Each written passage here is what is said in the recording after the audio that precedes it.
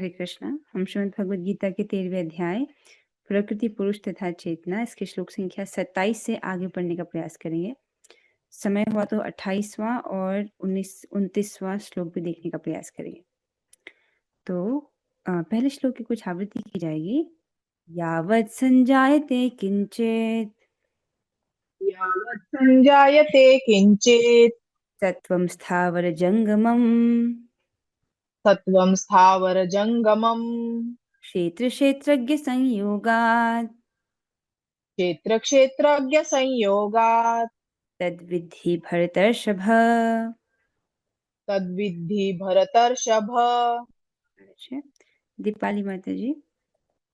यावत् संजायते किंचित यावत् सञ्जायते किञ्चित् सत्त्वं स्थावर जंगमम् सत्त्वं स्थावरजङ्गमम् क्षेत्र क्षेत्रज्ञ संयोगात् क्षेत्रक्षेत्रज्ञसंयोगात् तद्विद्धि भरतर्षभ।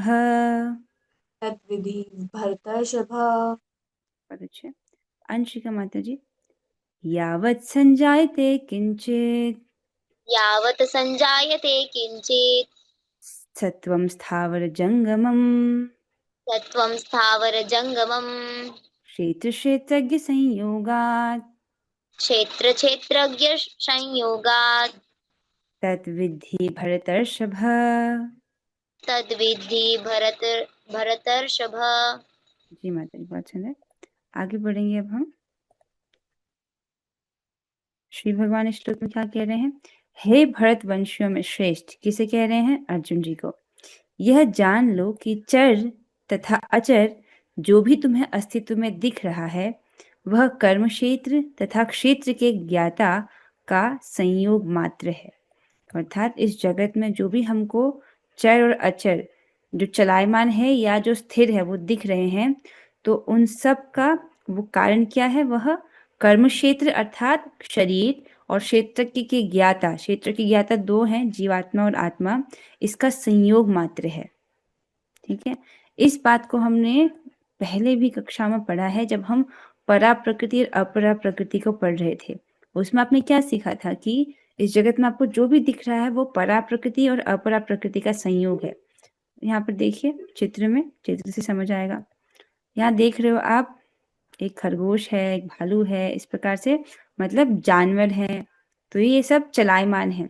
और स्थिर के उदाहरण में यहाँ पर एक पेड़ रखा गया है। तो अगर आप पेड़ को भी देखो तो पेड़ में, ये पेड़ की योनि है, इसमें भी जीवात्मा है। तो जीवात्मा क्या है? क्षेत्रज्ञ। और पेड़ क्या है? जो बाहर का शरीर, वो उसका कर्म क्षेत्र है।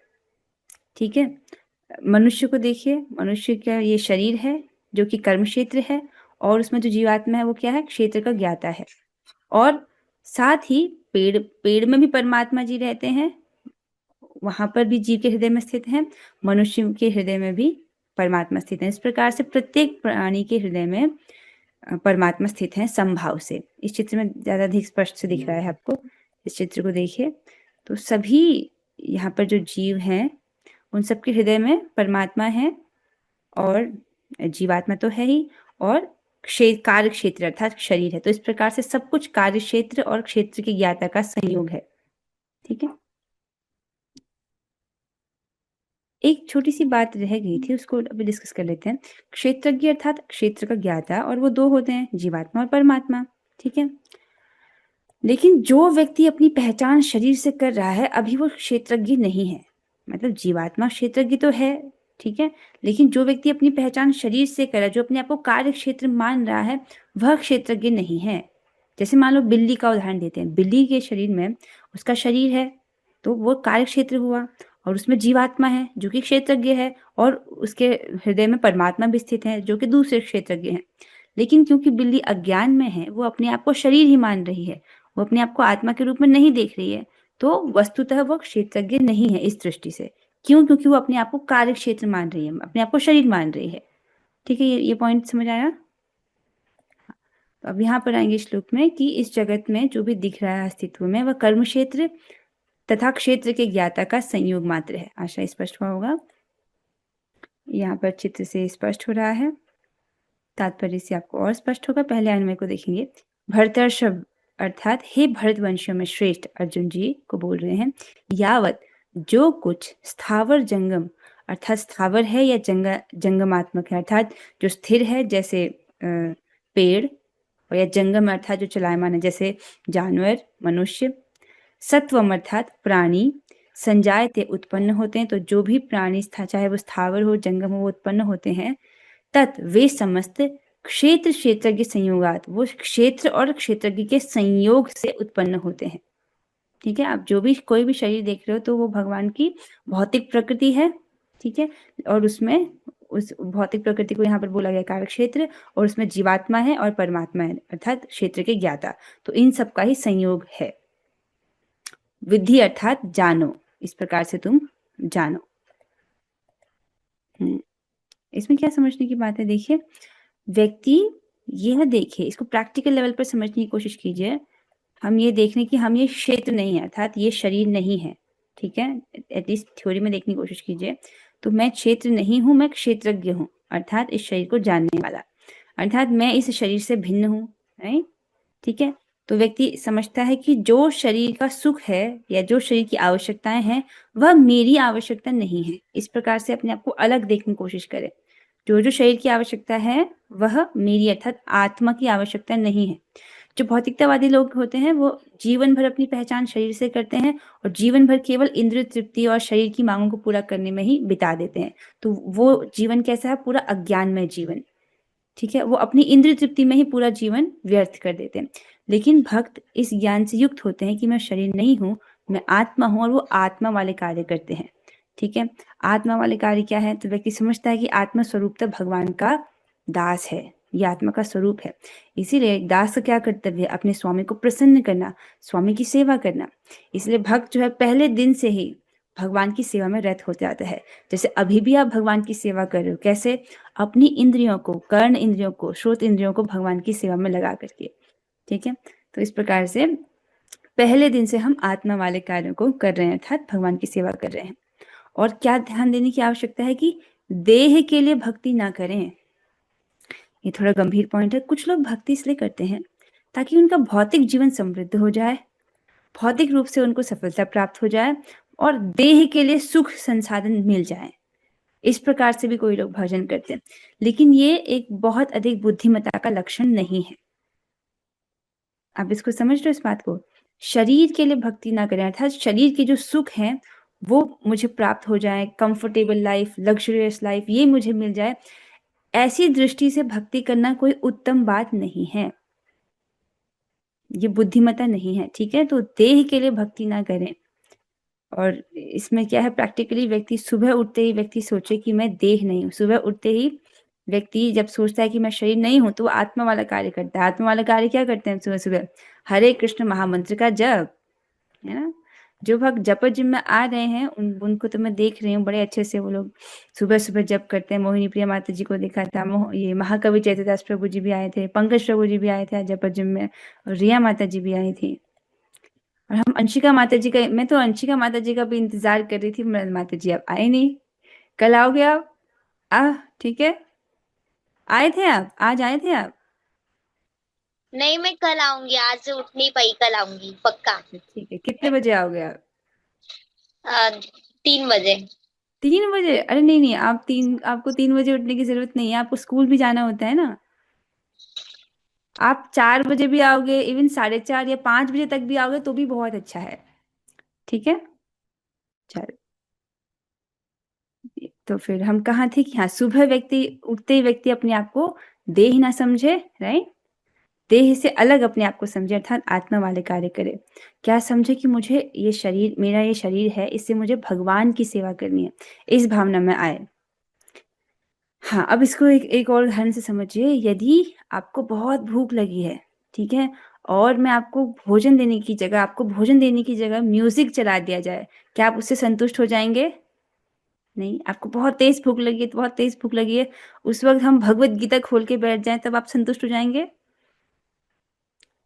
तो जब भूख लगी है तो उसका स्पेसिफिक चीज से आप संतुष्ट होंगे ना, उस वक्त आपको प्रसाद ही पाना है, तभी आप संतुष्ट होंगे, है ना। उस वक्त चाहे कोई और क्रिया कर दी जाए, वो आपको संतुष्ट नहीं करेगी। उसी प्रकार से आत्मा की एकमात्र आवश्यकता है, वह है कृष्ण प्रेम।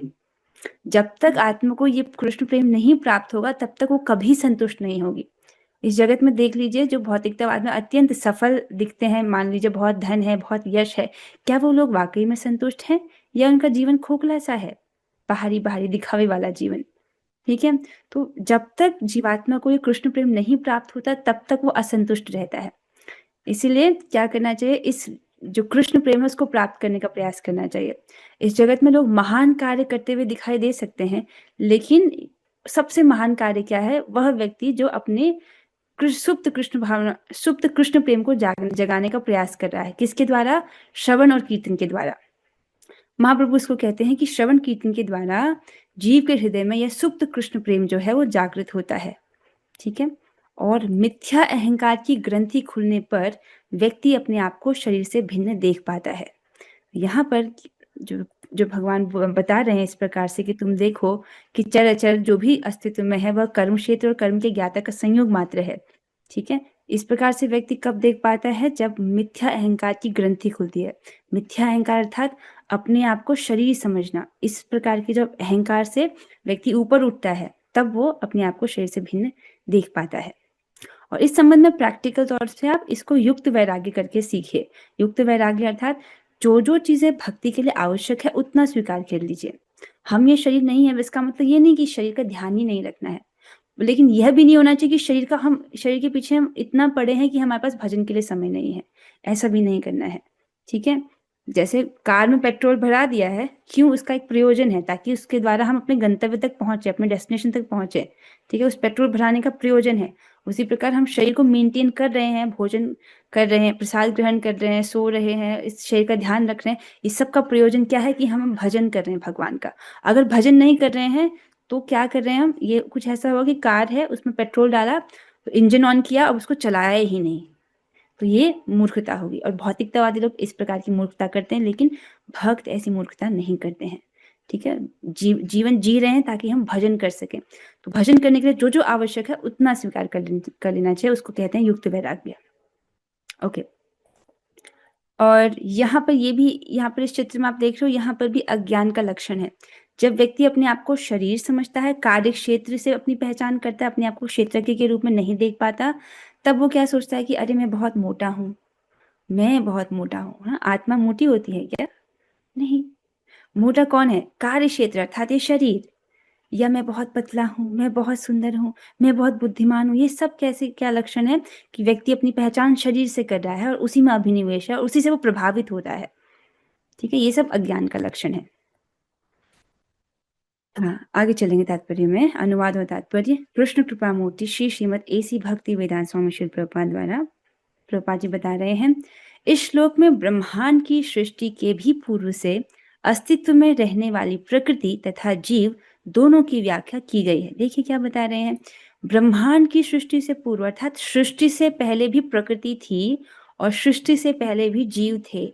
अर्थात आप, मैं और हम में से प्रत्येक जीव जो है, हम सृष्टि से पहले भी थे। इसको बोल रहे हैं, देखो, सृष्टि के भी पूर्व अस्तित्व में रहने वाली प्रकृति तथा जीव दोनों की व्याख्या की गई है। ठीक है, इसका मतलब हम सृष्टि से पहले थे और हमने कितने जन्म देख लिए हैं इस भौतिक जगत में। जो कुछ भी उत्पन्न किया जाता है वह जीव तथा प्रकृति का संयोग मात्र होता है। वृक्ष, पर्वत आदि ऐसी अनेक अभिव्यक्तियां हैं जो गतिशील नहीं हैं। इनके साथ ही ऐसी अनेक वस्तुएं हैं जो गतिशील हैं, और ये सब भौतिक प्रकृति तथा परा प्रकृति अर्थात जीव के संयोग मात्र है। ठीक है, इसको हमने समझा था। जो भी आपको अस्तित्व में दिख रहा है वो भौतिक प्रकृति अर्थात भगवान की अपरा प्रकृति और परा प्रकृति अर्थात जीवात्मा, इसका संयोग मात्र है।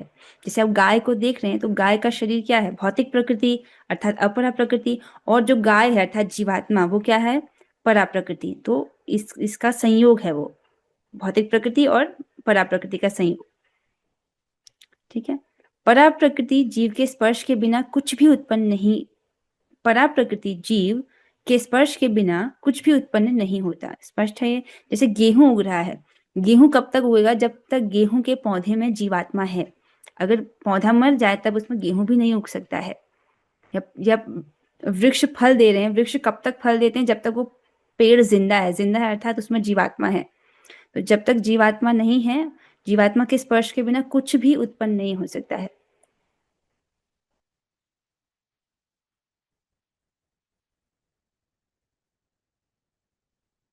ओह! कोई भक्त पूछे कि माताजी वृक्ष तो समझ आ गया लेकिन पर्वत नहीं समझ आया। ओके, तो श्रीमद् भागवतम में देखिए इसमें एक इससे संबंधित एक बात मुझे याद आ रही है कि पहले के युगों में क्या होता था कि पर्वतों के पंख होते थे।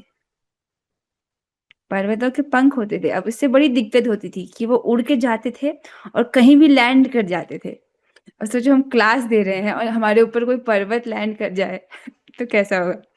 समझ रहे हो? तब क्या हुआ कि एक समस्या खड़ी हो गई इन पर्वतों के कारण। तब बताया जाता है कि जो इंद्रदेव हैं उन्होंने पर्वतों के पंखों को काट दिया। ठीक है? तो भगवान भी कहते हैं स्थावराणाम हिमालयम, तो जो स्थावर है अर्थात जो स्थिर पर्वत है उसमें भगवान हिमालय है। और मेरु को क्या बोला था कि मेरु जो है वो चलायमान है। ठीक है? तो पेड़ों को भी, इसको मैंने परम पूज्य श्री राधा गोविंद दास गोस्वामी जी के मुख से सुना है कि जो पर्वत है वह भी जीव हैं। जैसे गंगा माता का उदाहरण दिया जाता है कि गंगा माता जो है वो पर्वतराज हिमालय की पुत्री हैं। ठीक है? इस प्रकार से जो है उनको भी जीव कहा जाता है, तो पर्वत को भी। तो इस संबंध में तो मैं इतना ही जानती हूँ, तो इतना ही बता पाऊंगी। हाँ, तो कहा थे कि जीव के स्पर्श के बिना कुछ भी उत्पन्न नहीं हो सकता। ओके, भौतिक प्रकृति तथा आध्यात्मिक प्रकृति का संबंध निरंतर चल रहा है और यह संयोग परमेश्वर द्वारा संपन्न कराया जाता है। समझ आ रहा है? भौतिक प्रकृति का और आध्यात्मिक प्रकृति। आध्यात्मिक प्रकृति क्या है? जीवात्मा। इसका संबंध निरंतर चल रहा है। मतलब अभी देखो हम इस शरीर में हैं, ये भौतिक प्रकृति है, उसमें जीवात्मा है और एक जीवात्मा और ये भौतिक प्रकृति के साथ आत्मा का संयोग है। ऐसा चल रहा है। ऐसा कैसे हो पा रहा है? ये परमेश्वर के द्वारा, क्योंकि उसमें परमात्मा है। जिस क्षण परमात्मा शरीर को छोड़ देते हैं उस वक्त जो है मृत्यु हो जाती है, तब जीवात्मा इस शरीर का उपयोग नहीं कर पाता है। अतः वे ही परा तथा अपरा प्रकृतियों के नियामक हैं। तो परा प्रकृति अर्थात जीव, अपरा प्रकृति अर्थात भौतिक प्रकृति, इसके नियामक कौन है? परमात्मा, जो कि इसी शरीर में रहते हैं, प्रत्येक जीव के हृदय में रहते हैं। अपरा प्रकृति उनके द्वारा सृष्ट है और परा प्रकृति उस अपरा प्रकृति में रखी जाती है। इस प्रकार सारे कार्य तथा अभिव्यक्तियां घटित होती हैं। ये भी स्पष्ट है। अपरा प्रकृति भगवान उसकी सृष्टि करते हैं। ठीक है? अपरा प्रकृति में शरीर आएगा तो भगवान उसकी सृष्टि करते हैं, जो कि पृथ्वी, जल, अग्नि, वायु, आकाश, मन, बुद्धि, अहंकार का बना हुआ है। और उसमें परा प्रकृति को जो है रखा जाता है, अर्थात जीवात्मा को उसमें रखा जाता है। तो जो भौतिक देह है, जीवात्मा उनको धारण किए हुए है और ये सब घटित हो पा रहा है क्योंकि परमात्मा इसके नियामक हैं। परमात्मा के द्वारा ये संपन्न किया जा रहा है। ठीक है, कुछ प्रश्न पूछ रहे हैं? Very good question. एक प्रश्न भक्त पूछने की सृष्टि की रचना से पहले जीव कहाँ थे? बहुत सुंदर प्रश्न है माता जी। देखिए, जब भगवान सृष्टि करते हैं ना, सृष्टि से पहले क्या, ये अनादिकाल से सृष्टि, स्थिति, प्रलय, ये चक्र की तरह चलता जा रहा है। सृष्टि होती है, स्थिति होती है, अर्थात कुछ समय तक वो सृष्टि रहती है, मतलब एक लंबे समय तक, फिर प्रलय हो जाता है। तो सृष्टि से पहले जो नई सृष्टि हो, उससे पहले पुरानी सृष्टि का प्रलय हुआ होगा कि नहीं हुआ होगा?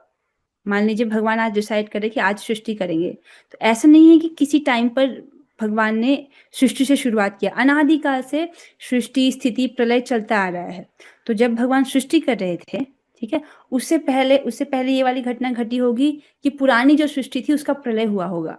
तो जब प्रलय हुआ है तो सब कुछ जो है, सारे ब्रह्मांड भगवान में प्रवेश कर जाते हैं और सारे जीवात्मा भी महाविष्णु में ही प्रवेश कर जाते हैं, ब्रह्मांड भी और सारी जीवात्माएं भी। और वहां वो सुप्त अवस्था में रहते हैं। सुप्त अवस्था मतलब एक प्रकार से जीवात्माएं सोई हुई रहती हैं और बहुत लंबे समय तक महाविष्णु में इस प्रकार पड़े रहते हैं। फिर भगवान जब सृष्टि करते हैं, ठीक है, प्रधान तो है उसमें काल शक्ति और जीव शक्ति को डालते हैं, अर्थात जीवात्मा को भी डालते हैं। तो जब सृष्टि होती है तब भगवान सभी जीवात्माओं को वापस से अस्तित्व में लेकर आते हैं, उनको उनके प्राचीन कर्मानुसार, अर्थात पूर्व सृष्टि में उनके जैसे जैसे कर्म थे उसी के अनुरूप वो उनको शरीर प्रदान करते हैं। अपनी मर्जी से भगवान नहीं प्रदान करते कि अच्छा ये वाला जीव बहुत प्यारा है, मैं इसको इंसान बनाऊंगा, और ये वाला जीव मुझको नहीं पसंद है, इसको मैं मच्छर बनाऊंगा। ऐसे भगवान नहीं करते हैं। उस जीवात्मा ने प्राचीन सृष्टि में अपने जो भी उसके कर्म रहे उसके अनुसार उसको शरीर प्रदान किया जाता है। ठीक है, आपका प्रश्न का उत्तर मिला। ठीक है, कहाँ थे जीवात्माएं? महाविष्णु में प्रवेश कर जाती हैं पूर्व सृष्टि के प्रलय के समय पर, और वहां वो सुप्त अवस्था में रहती हैं। चलो ठीक है, फिर हम आगे बढ़ेंगे। एक और श्लोक हम लेंगे। ठीक है, इसकी कुछ आवृत्ति करेंगे। जो भक्त गाना चाह रहे हैं वे हाथ खड़ा कर सकते हैं। कौन गाएंगे इसको? ओके, दीपाली माता जी गाना चाहती हैं। समम सर्वेषु भूतेषु समं सर्वेषु भूतेषु तिष्ठन्तं परमेश्वरम। तिष्ठन्तं परमेश्वरं। यहाँ पर एक स्पेलिंग मिस्टेक है। ठीक है, परमेश्वरम ही है, यहाँ पे र मिसिंग है, पर आपको बोलना है विनश्यत विनश्यत्स्व विनश्यन्तं विनश्यत्स्व विनश्यन्तं। यः पश्यति स पश्यति। यः पश्यति स पश्यति। बहुत अच्छे। पंकज प्रभु जी, आप गाइएगा। समम सर्वेषु भूतेषु नमः सर्वेषु भूतेषु तिष्ठन्तं परमेश्वरं तिष्ठन्तं परमेश्वरं विनश्यत्स्वम् अविनश्यन्तं विनश्यत्सु अविनश्यतं यः पश्यति स पश्यति। यः पश्यति सः पश्यति। बहुत अच्छे। कौन गाइए? बबीता माता जी, आप गाइए। समम सर्वेषु भूतेषु समं सर्वेषु भूतेषु तिष्ठन्तं परमेश्वरं तिष्ठन्तं परमेश्वरं विनश्यत्स्व अविनश्यन्तं। विनश्यन्तं अविनश्यतं हाँ, विनश्यत्स्वम् अविनश्यन्तं विनश्यन्तं अविनश्यतं यः पश्यति स पश्यति। यः पश्यति स पश्यति। बहुत सुंदर माता जी, आगे बढ़ेंगे। श्री भगवान कहते हैं, जो परमात्मा को समस्त शरीरों में आत्मा के साथ देखता है और जो यह समझता है कि इस नश्वर शरीर के भीतर न तो आत्मा न ही परमात्मा कभी विनष्ट होता है, वह वास्तव में देखता है। ठीक है, वास्तव में कौन देख रहा है? जो देख रहा है कि सभी शरीरों में क्या है? जीवात्मा है और उसके साथ परमात्मा है। और यह भी देख रहा है कि जब शरीर नष्ट होता है तो आत्मा और परमात्मा नष्ट नहीं होते हैं, अर्थात किसी भी व्यक्ति की मृत्यु नहीं होती है, बस उसका शरीर नष्ट होता है। वह जो व्यक्ति है वो आत्मा कभी नष्ट नहीं होता है। ठीक है, आत्मा और परमात्मा कभी भी नष्ट नहीं होते हैं, बस व्यक्ति का शरीर नष्ट होता है। यह जो सर्वेषु भूतेषु, सभी भूतों में अर्थात सभी जीवों में, चाहे हाथी है, कुत्ता है, बिल्ली है, पेड़ पौधे हैं, तो सभी भूतों में, सभी जीवों में समम अर्थात समभाव से तिष्ठन्तम अवस्थित, विनश्यत्सु विनाशशीलों में, अविनश्यन्तम अविनाशी परमेश्वर अर्थात परमेश्वर को, पश्यति देखते हैं, सह पश्यति वे वास्तव में देखते हैं, अर्थात जो सभी जीवों में समभाव से अवस्थित परमात्मा को देखते हैं और जीवात्मा को देखते हैं। और जो शरीर कैसा है? विनाशशील है। उस विनाशशील में इस प्रकार से जो देखते हैं वो वास्तव में देखते हैं। ठीक है, अर्थात जो शरीर है वो तो नष्ट हो जाता है, आत्मा और परमात्मा यद्यपि शरीर में है लेकिन वह कभी नष्ट नहीं होते हैं। व्यक्ति जब इसको वाकई में समझता है तब उसको किसी के मरने पर शोक से अभिभूत नहीं होना चाहिए। हाय ये चले गए मुझको छोड़ करके, उस पर उस शोक से अभिभूत नहीं हो जाना चाहिए, अर्थात उस शोक से दबना नहीं चाहिए। इतना दब गए कि भजन ही उस दिन नहीं हो पाया, जब ही नहीं हो पाया उस दिन, अगर ये बात वाकई में समझ आ रही है तो। ठीक है, मतलब शरीर नष्ट हो गया है लेकिन जिस व्यक्ति से मान लो जिस व्यक्ति से आप प्यार कर रहे हो, उनका अगर शरीर छूट गया है तो जो है शरीर नष्ट हो जाता है वो, लेकिन जिनसे आप प्यार करते हो वो तो नष्ट नहीं होते क्योंकि वो आत्मा है। ठीक है, अब यहाँ पर एक बात को समझिए, वो है विषमता। समम सर्वेषु भूतेषु, समभाव से का क्या अर्थ है? देखिए, इसमें ये समझिए कि भगवान में विषमता का दोष नहीं है। ये क्या है कि ऐसा नहीं है कि भगवान विषम हो किसी के प्रति। विषम मतलब समान भाव से ना हो, अर्थात ऐसा नहीं है कि भगवान जो है अपनी इच्छा अनुसार किसी को पेड़ की योनि दे रहे हैं, या अपनी इच्छा अनुसार किसी को कुत्ता बना दिया भगवान ने, अपनी इच्छा अनुसार किसी को लंगड़ा बना दिया, किसी को बहरा बना दिया। ये भगवान का काम नहीं है, उनमें विषमता का दोष है ही नहीं। ठीक है, जीवात्मा के जैसे कर्म होते हैं उसके अनुसार उसको उसका देह प्राप्त होता है भगवान की व्यवस्था से। इसको आप समझिए उदाहरण से, जैसे बारिश हो रही है तो बारिश, वर्षा जब हो रही है वो सब पर समान रूप से पानी गिर रहा है, लेकिन कौन से बीज से कौन सा पेड़ निकलेगा वह बारिश की रिस्पॉन्सिबिलिटी नहीं है। ठीक है, जिस बीज से जो पेड़ निकलेगा वह उस विशेष बीज की रिस्पॉन्सिबिलिटी है। ठीक है, उसी प्रकार से जीवात्माओं को विभिन्न प्रकार के शरीर दिए गए हैं, वह उनके कर्मानुसार है, लेकिन व्यवस्था भगवान की है। ठीक है, आशा है कि समझ आएगा। जैसे जंगल में विभिन्न प्रकार के पेड़ होते हैं, तो बारिश सब पर समान रूप से गिर रही है, लेकिन किसी पेड़ से आम का फल निकल रहा है, किसी से बबूल, किसी से कांटे, कोई कांटेदार वाली झाड़ियां हैं, तो वो उस पर बारिश का कोई वो नहीं है, इसमें बारिश का कोई दोष नहीं है। समझ आ रही बात? आशा है कि समझ आया होगा। मतलब हमको हमारे कर्मानुसार ये क्षेत्र, कार्य क्षेत्र प्राप्त होता है। इसमें भगवान की तरफ से कोई इसमें वो नहीं है कि तुम मुझे बहुत पसंद हो, तुमको मनुष्य बना देता हूँ, और ये वाला व्यक्ति मुझे पसंद नहीं है, इसको मैं भूत बना देता हूँ। ये भगवान नहीं करते। व्यक्ति की कर्मानुसार उसको योनि प्राप्त होती है।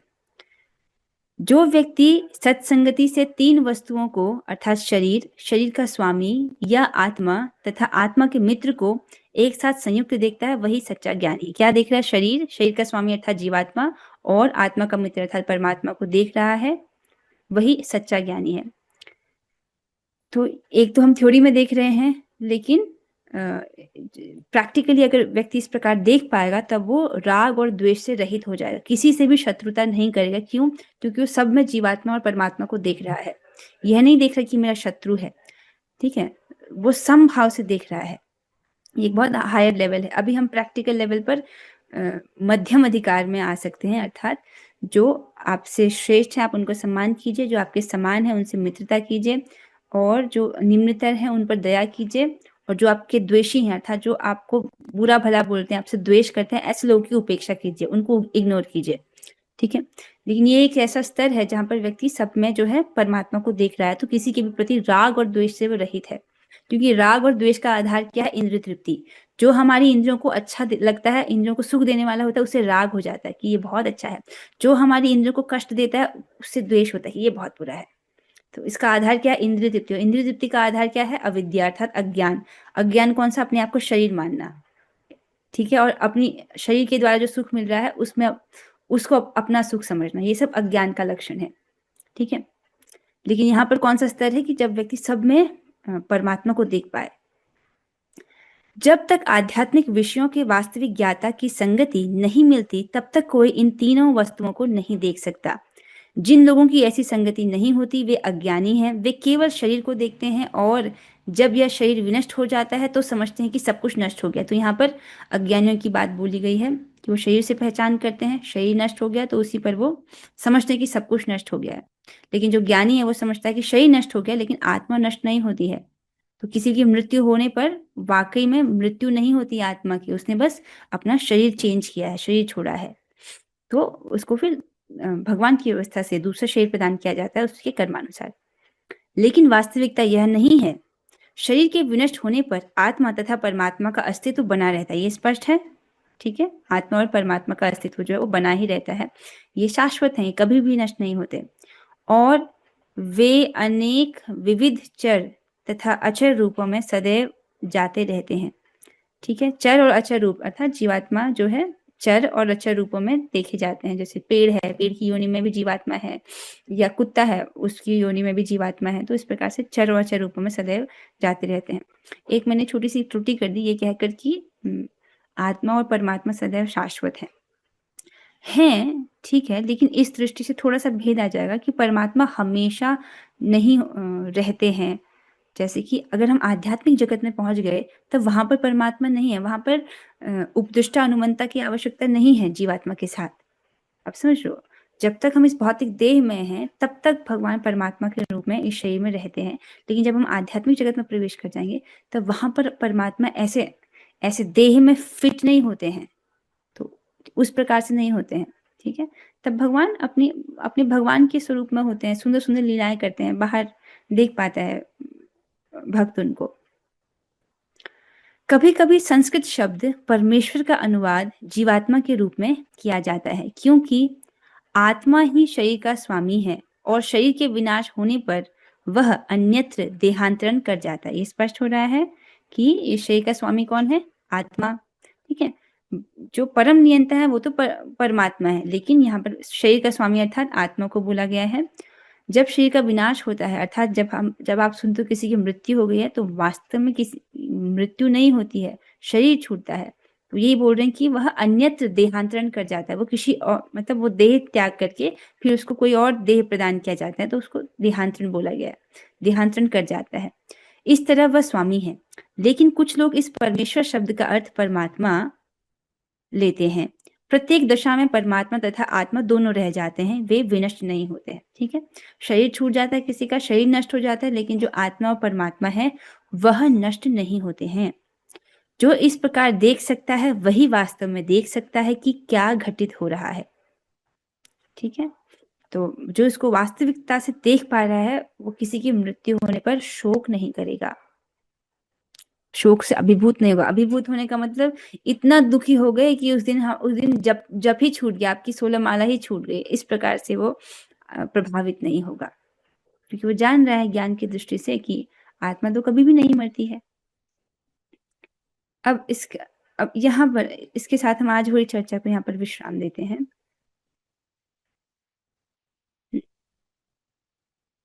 तो किसी भक्त का आज जो हमने चर्चा किया उसमें से कुछ प्रश्न हो तो अभी हम देख सकते हैं।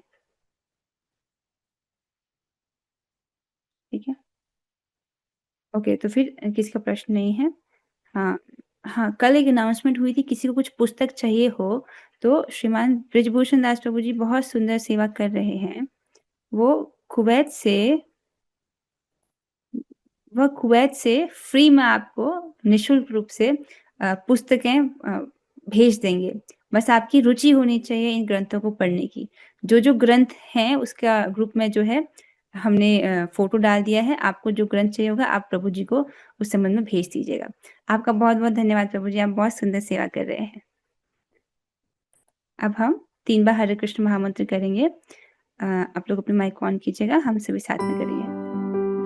हरे कृष्णा कृष्णा कृष्णा हरे हरे, हरे राम राम राम हरे हरे, हरे राम